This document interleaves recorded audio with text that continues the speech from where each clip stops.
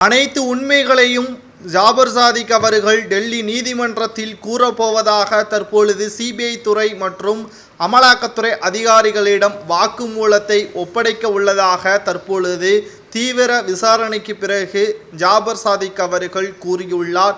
டெல்லியில் இருந்து Australia, New Zealand ஆகிய நாடுகளுக்கு போதைப் பொருட்களை கடத்திய வழக்கில் ஜாபர் சாதிக் கைது செய்யப்பட்டார். சிறையிலும் நீதிமன்ற காவல் அடைக்கப்பட்ட நிலையில் செந்தில் பாலாஜி அவர்களைப் போல் மாத கணக்கில் இழுத்தடிக்கப்படுவார் என்று எதிர்பார்த்த நிலையில் அனைத்து உண்மைகளையும் ஜாபர் சாதிக் அவர்கள் கூறி வருவதாகத்தான் செய்திகளும் வெளியாகி வந்தன.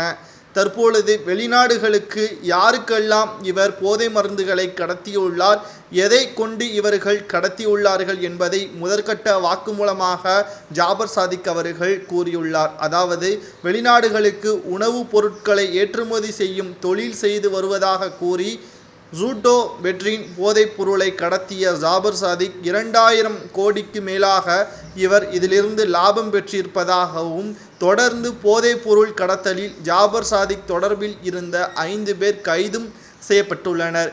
இவர்கள் போதைப் பொருள் கடத்தலில் நேரடியாக ஈடுபட்டவர்கள் ஆவார். இந்த 5 பேரை தவிர போதைப் பொருள் கடத்தலில் ஜாபர் சாதிக்குடன் சினிமா மற்றும் அரசியல் பிரபலங்கள் பலர் நெருங்கிய தொடர்பில் இருக்கலாம் என்று விசாரணையே ஜாபர் சாதிக் அவர்கள் சந்தேகத்தின் அடிப்படையில் பல கேள்விகளை சிபிஐ துறையினர்கள் நேற்று முழுவதும் விசாரணையை ஏற்படுத்தினர். இதில் திமுகவில் சம்பந்தப்பட்ட மிக முக்கியமான புள்ளிகளின் பெயரை ஜாபர் சாதிக் அவர்கள் கூறியிருப்பதாகவும், ஒட்டுமொத்தமாக திராவிட முன்னேற்ற கழகத்தில் உள்ள அமைப்புகளின் மூலமாகத்தான் இவர்கள் போதை மருந்துகளை கடத்தி வந்ததாகவும் உண்மைகளை கூறியிருக்கிறார். இந்த நிலையில்தான் மிக பெரிய அளவில் பேசும் பொருளாக இதிலிருந்து கிடைக்கக்கூடிய லாபங்கள் அனைத்தும் ரியல் எஸ்டேட்டில் முதலீடு செய்ததாகவும், ரியல் எஸ்டேட் நிறுவனமான ஜி ஸ்கொயர் நிறுவனத்தில் தான் முதலீடு செய்ததாகவும் ஜாபர் சாதிக் அவர்கள் வாக்குமூலத்தை கொடுத்திருக்கிறார்.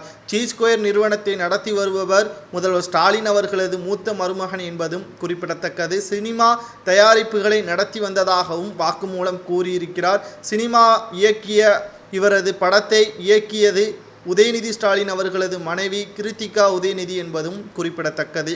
அனைத்தையும் தற்பொழுது கோர்வையாக பார்க்கும் பொழுது முதல்வர் ஸ்டாலின் அவர்களது கோபாலபுர குடும்பம் இதில் தொடர்பு இருக்கலாம் என்ற சந்தேகத்தின் அடிப்படையில் சிபிஐ துறையினர்கள் தற்பொழுது விசாரணையும் மேற்கொண்டு வருகிறார்கள்.